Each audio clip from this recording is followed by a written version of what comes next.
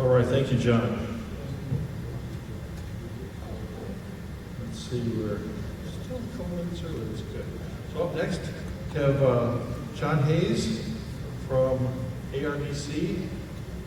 It's K7, I always get the pretty big sign, K7VE. He's going to talk to us about grants. Let's see if I can get this going here. So Scotty just proved that you can train an old man. I now know where the buttons are. Welcome. Always fun to be at a TAPR event, and we're going to share with you a few things about ARDC. Anyone here in the room familiar with ARDC? About half. We have our president in the back, I believe, and Steve up here is on our grants committee, so we have some representation. So, if you're not familiar, back in the early 80s, we got 16 million IP addresses for use for ham radio. And in the intervening years, we used them, but we didn't use all of them. So back in 2019, we took a fourth of those addresses and sold them on the open market. That generated an endowment fund of just over $100 million. That's a pretty good endowment. And from that endowment, we make grants. And last year, we did $9 million, but that's because we fell short the year before. Our run rate is about $6 million, which you can see here, which is what we'll distribute this year. And TAPR specifically has so far received $139,500 in grants to help with the R&D and building up of Tangerine, correct? Yes. And we hope to continue to work with TAPR because they handle the funds responsibly, they develop good stuff, and they do some really good work. So thank you for that. So we have some requirements if you want to get a grant from us. So if you're looking to get a grant, these are cash grants. You don't have to repay them. They're money to do projects that are of interest. First of all, in the U.S., we give to IRS 501c3 type institutions and groups, public charities. We can also do it internationally, and we'd actually like to increase our international presence in the coming years. We could give to nonprofit educational institutions, government projects that align with our mission, and our mission is building up amateur radio, of course, education, and R&D. Groups and individuals that are not in those categories, if they align with an organization that fits one of those categories, can receive a grant, but the grant is made to an organization that fits those categories, and then they act as a fiscal sponsor. So if you've got a really great idea you want to work on, but you don't have a 501c, you can go to an organization like TAPR, like a local club, or someone like that that falls into those categories, a university, and have them sponsor your project, and we write a grant to them, and then they administer the funds out to you. So you don't have to go create a 501c3 if you can find one that can help you out. This is known as fiscal sponsorship. When you make the application, we have a place for you to put down who is your fiscal sponsor. So, as I said, there are three categories. The first category is support and growth of amateur radio. We're getting a lot of applications in this area. They're core to our mission. I mean, the money came from that, so we'd like to put some of them back. We have gotten a lot of funding requests to run training sessions, funding requests to bring together people for licensing. We've done some repeater infrastructure, and on occasion we'll do emergency communications projects. We're particularly interested in projects which include underrepresented individuals and groups. As I look across the room, the majority of us look like me, old white guy. So we would like to see more outreach to youth. We've got some great projects working in that area, to women and to minorities. So if you have a project that does that, please send your proposal to us. Oops, sorry. The second category is education. We don't directly fund scholarships, but we find partner organizations to run the scholarship program, and then we provide funds for that. So like last year, ARDC's scholarship fund, I think, was about half funded by us, which allowed them to award a lot more scholarships than they had in the past. We've worked with organizations like FAR, OMIC, and others. The Society of Women Engineers received a grant for a bunch of scholarships that they're sponsoring, and more coming along in that. Another one that falls into this area is it kind of stretches across education and research. We did a fairly sizable grant to Olin College last year, which is a technical college in the Boston area. It's an undergrad school, but it operates more like a grad school. The students do research, publish papers, do conferences, that kind of thing. And they had 4 major projects. You can read about it on our website. Research and development, which obviously TAPR falls into. We want to advance the art of amateur radio and digital communication science. When we look at digital communication science, we want some innovative things. There's plenty of money out there if you're doing a 5G research project that's going to be commercialized. But if you come up with something that's more unique, or particularly if it crosses over into the amateur radio field, we're really interested. We funded a group called Rhizomatica last year, or earlier this year, the years run together, that are doing a bunch of work on digital communications, both on HF and higher frequencies, and creating community networks and reach out into the rest of the world. So, how do you apply for a grant? You can apply for a grant at any time. Today, 6 months from now. We collect grants, and then 4 times a year, our advisory committee gets together, reviews those grants, ranks them. We have a pretty broad and experienced grants committee, 10 people on it.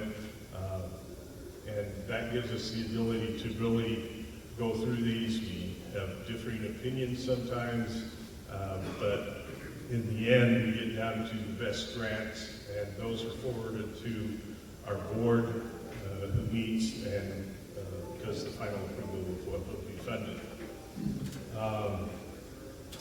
We've already passed 2 deadlines for this year. The next 2 for these review periods are July 15th and October 1st. So anything that comes in before July 15th will be in the July 15th review cycle. Anything that comes in before October 1st and after July 15th will be reviewed in the October 1st. If you get your application in after October 1st, excuse me, they'll roll over to next year. So if you want funding this year, you need to go for those. And you can apply online. There's the URL.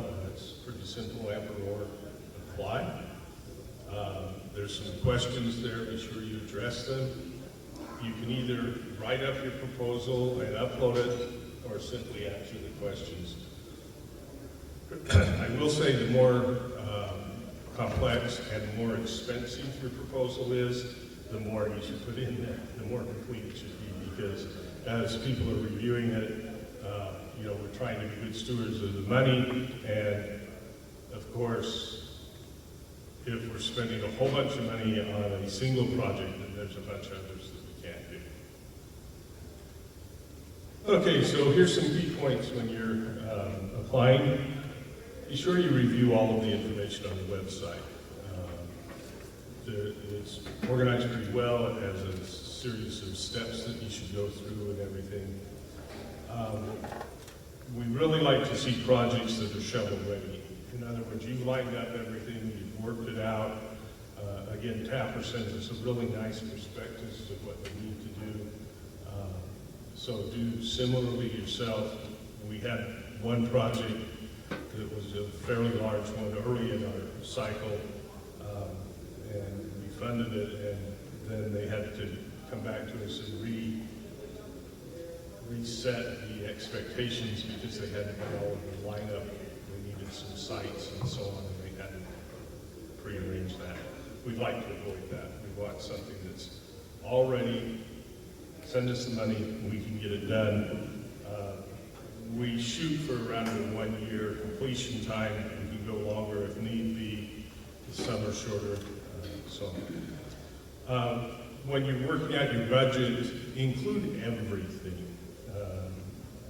We have a habit as hams of trying to do things with baling wire and duct tape, and we forget that it costs money to get the widget from here to there. So we want the shipping costs, we want the taxes, any fees. If you need professional services like a tower climber, include all of those. If you're working with an educational institution or sponsoring a fiscal sponsor, they have some administrative costs that are referred to as indirect costs in the industry. Include those as well. We will allow up to 20% on top of the value of the proposal, of the grant for those indirect costs. Again, one of the reasons we really like working with TAPR is they do those efforts with volunteers, so that leaves us a little extra money, but we are totally willing to include indirect costs. We want you to select modern quality equipment, but don't gold plate it. You know, I got one proposal. The guy was starting a club and he wanted two $12,000 HF transceivers for a club, but he figured if he bought this stuff, then they would come. He had no members, kind of thing. So be realistic in that. So don't gold plate it and don't underspecify. If, let's say you were buying a repeater and you could get a $2,000 repeater, but for $3,000 you could get one that would last 20 years instead of 5. We'd rather see that little bit of uplifted price in order to have long-term viability. And have a project plan that includes the typical who, when, where, and why you want to do this, and map that out for us.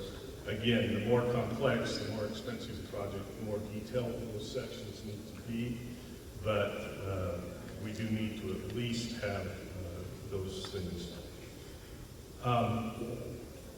The first year and a half, 2 years that we were doing grants, we weren't well known. I was out knocking on doors and saying, can I give you money? We don't have to do that so much anymore. We do for certain types, for what we call aspirational goals, but we have more applications than we can fund in a given year. Again, about $6 million a year. We give approximately a quarter of that at each one of those review periods. So you need to make your proposals stand out. You know, we'll get a proposal. We want to buy a repeater. Thank you, this much money. well, why? What makes yours special? Why do we need to fund that? So include things like your previous accomplishments, show how you were doing outreach and building a community around your project. And that doesn't mean just hams, but are you reaching out to the broader community and bringing them into your project? We have a requirement that anything that's funded by us needs to be open source and open access. So if you're building a network of close repeaters for you and your 4 buddies, that's not going to get funded. If you're building hardware, all the documentation is published so someone else can benefit from it. That's more interesting to us. If you have an opportunity to do some inclusiveness and equity for your group, tell us about that. Particularly include how you will engage youth. Again, most of us look like me. If this hobby's going to survive a few more decades, we need some young people in it. And we've got some really great projects out there going on that right now. We don't need a book. You don't need to write an encyclopedia of the project, but we need enough that the committee can see, yeah, this is a well-planned project. And if you have other fundraising, tell us about it. That way that's part of the community support thing. Also, if you're a 501c3, you have to get a certain percentage of your annual funds from a broader community. So we can't come in and fund 100% of your 501c3 or you'll lose your IRS designation. Consult your tax attorney or tax attorney. And basically, how will your project make the world a better place? It's pretty simple. So, come talk to us. There are several ways. We have a booth in Building 1. Our entire staff is here to meet with you, so if you want to come by and talk about an idea and see if it makes sense for the funding that we do.